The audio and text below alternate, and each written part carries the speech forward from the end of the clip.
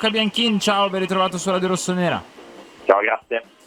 Senti, il mercato del Milan è un pochino fermo a Morata. È arrivato solo lui, tra l'altro dopo una trattativa lunga e logorante per Zirkzee, il Milan cade in piedi, sta cercando il mediano, però anche qui per Fofana, insomma, un po' bloccatini, interessamenti di altre squadre, Monaco che fa muro.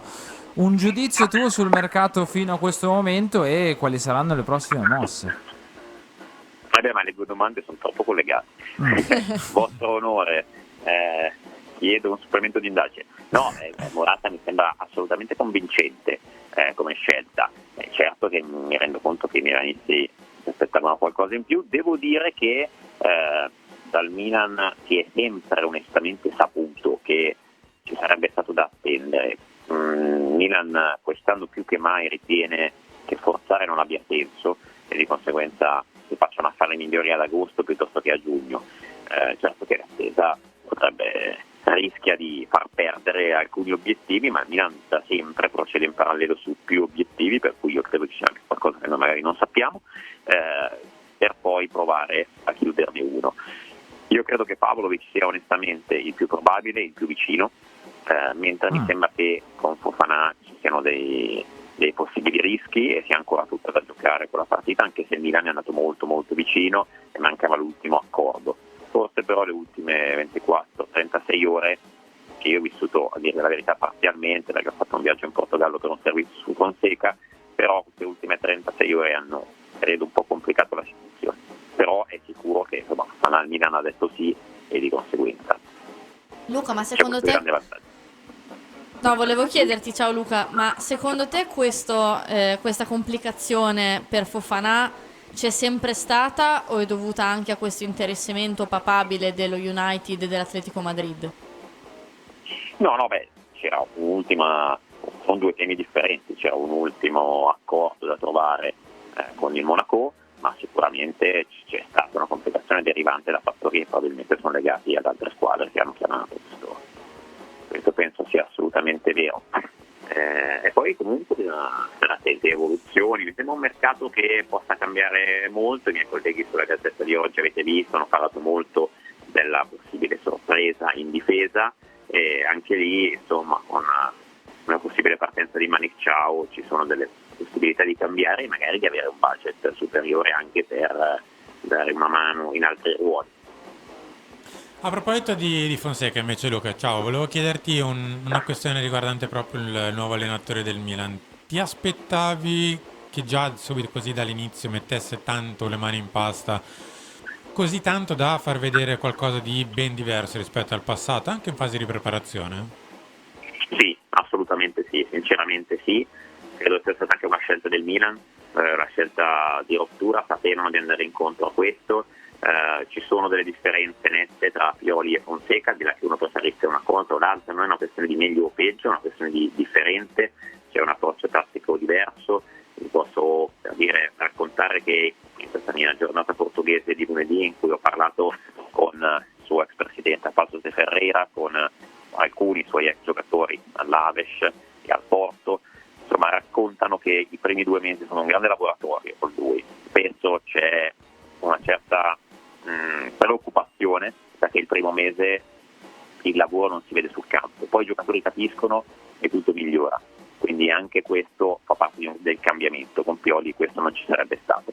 C'è sicuramente una fase di possesso da allenare in maniera differente, avete visto come il Milan a Vienna ha chiamato la pressione per poi cercare di uscire con il possesso, cosa che non veniva fatta meno.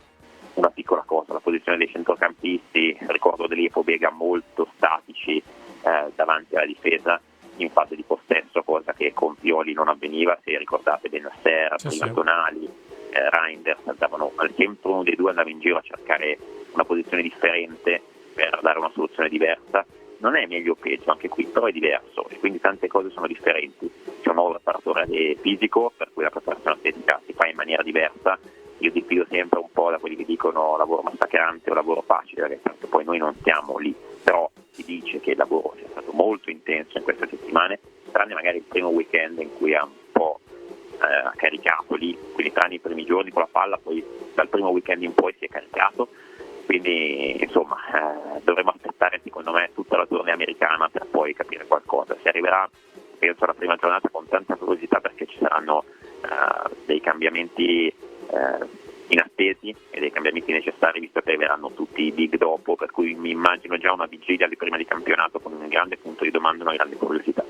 Luca, chi dovrà finalizzare questa nuova manovra, un nuovo modo di giocare è Alvaro Morata, come abbiamo detto in precedenza, ma secondo te proprio per l'attacco è sufficiente lo spagnolo insieme a Jovic e magari in qualche occasione Okafor, o il Milan deve andare su qualcos'altro anche? Il Milan io credo che abbia tutta l'intenzione di andare su qualcos'altro. Secondo me la società è soddisfatta, ma non ritiene che sia la soluzione ideale, per cui se si resta così non è un problema, ma l'intenzione di tutti è assolutamente di andare a prendere un altro centravanti, un altro numero 9.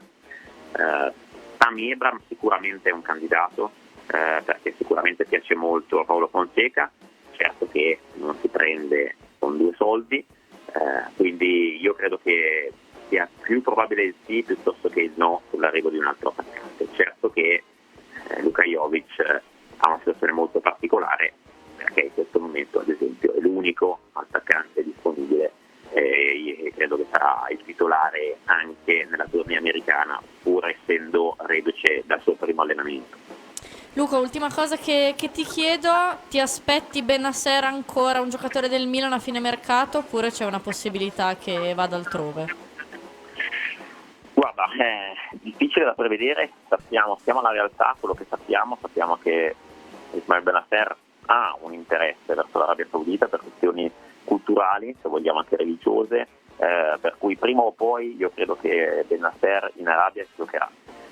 Che sia quest'anno, io penso di no in questo momento, non ci sono stati dei passi avanti, o almeno conosciuti, a me dicono che non ci sono stati, di conseguenza siamo fermi, è una situazione puramente ipotetica. Io so che nella sua testa è un'idea più da 2026, come ipotetica previsione, e credo che siamo fermi a quello. Se poi arriverà un'offerta, però attenzione, perché l'Arabia è vero che non pagherà come ha pagato lo scorso anno, però ha disponibilità economiche e lì un affare in teoria si può fare. Per Ciao invece credi che possa essere un po' più probabile di Bennacer l'addio? Più attuale, direi che l'interesse a Newcastle è più attuale, per cui lì capiremo secondo me in una settimana, secondo me che ci risentiamo qui domenica sera, su Ciao abbiamo un'idea più definita di come è andato questo interessamento del Newcastle, mentre per Bennacer è ancora un po' un'ipotesi non concreta, come quella per dire di Rafa Leao. C'è stato un interessamento, abbiamo scritto, da parte di squadre arabe per Rafa Leao, poi non è diventato nulla, è un'ipotesi, ma al momento direi che anche con la fine della clausola si può pensare che non accadrà nulla in questo mercato. Luca, grazie mille, buona serata, buon lavoro e a presto di nuovo su Radio Rossonera. Grazie. Ciao, Ciao, grazie Luca. Luca. Ciao, salutiamo Luca Bianchin.